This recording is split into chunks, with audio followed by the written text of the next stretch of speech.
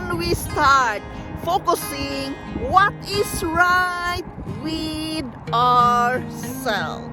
Hello guys, this is Yundel and today's share, it's just a reminder to each and every one of us that every day we have to focus what is right with ourselves, what is good with ourselves, what is the good attitude, personality of yourself.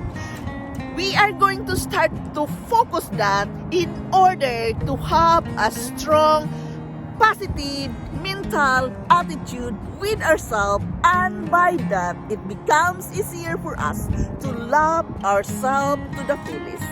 Guys, this is just a share, a reminder to each and every one of us why many times we are sabotaging ourselves, that we are not good enough.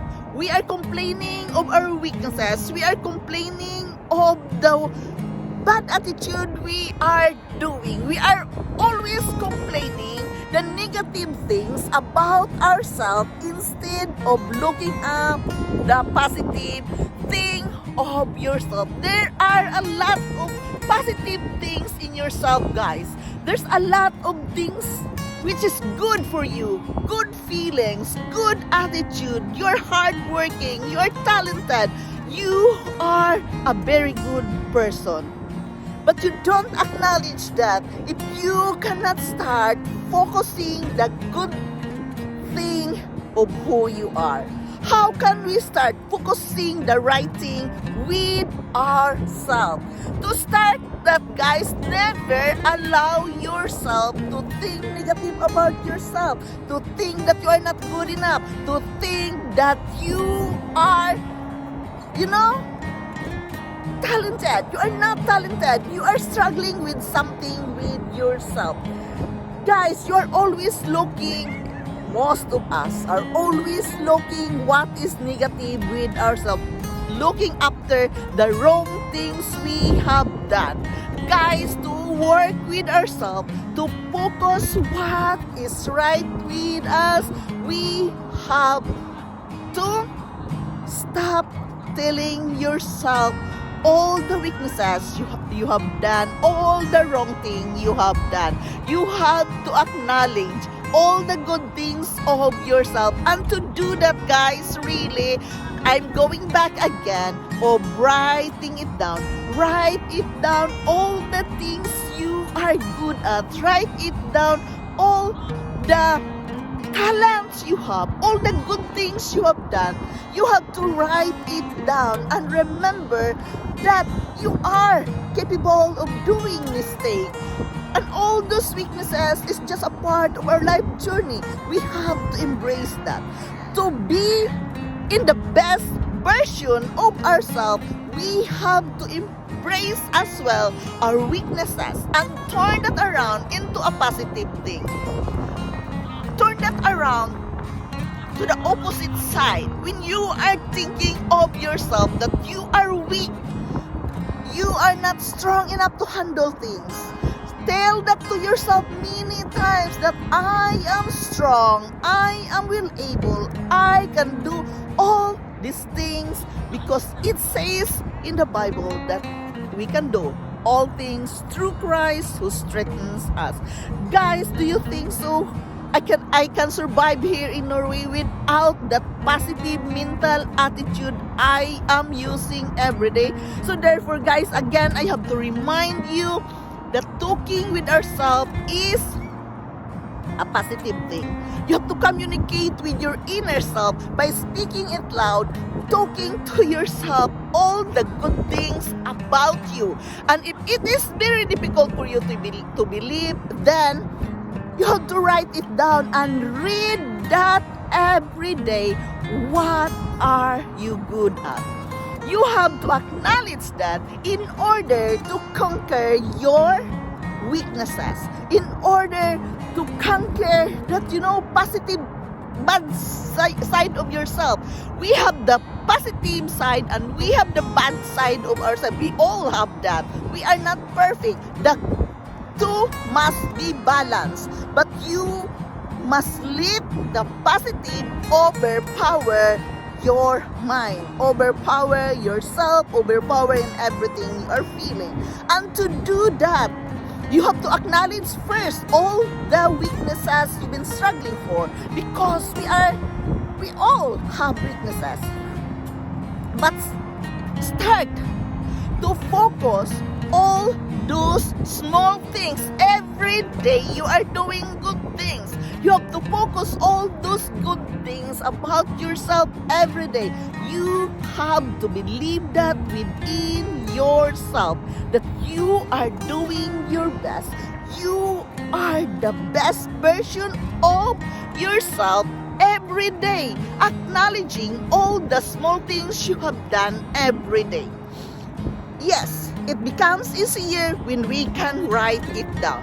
So guys, really, I am sharing this with you because many times I heard complaining that no, I cannot make it. Why you're saying that yourself that you cannot make it? You are not even tried yet. I cannot make it. No, it's very difficult. The hindrances and everything. Do not say that to yourself unless you have tried it first. Trying is the best thing you can do. If you fail, then you can say to yourself, okay, at least I have tried. Not just telling to yourself that no, I cannot make it. No, it's very difficult without even trying. You have to try it first. You have to experience that difficulty first before you can see that to yourself and believe that you can do things again and again. You can still do that again.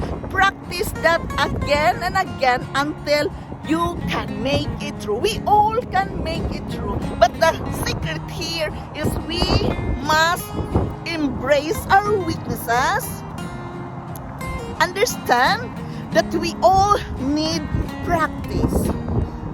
What can make a man perfect of a certain thing is by practice. And it is the same when we are going to school, guys. We have to do the exercises again and again. We have to solve the problems which the teachers given to us again and again in order to be perfect. So it is the same with our life. Everything needs practice.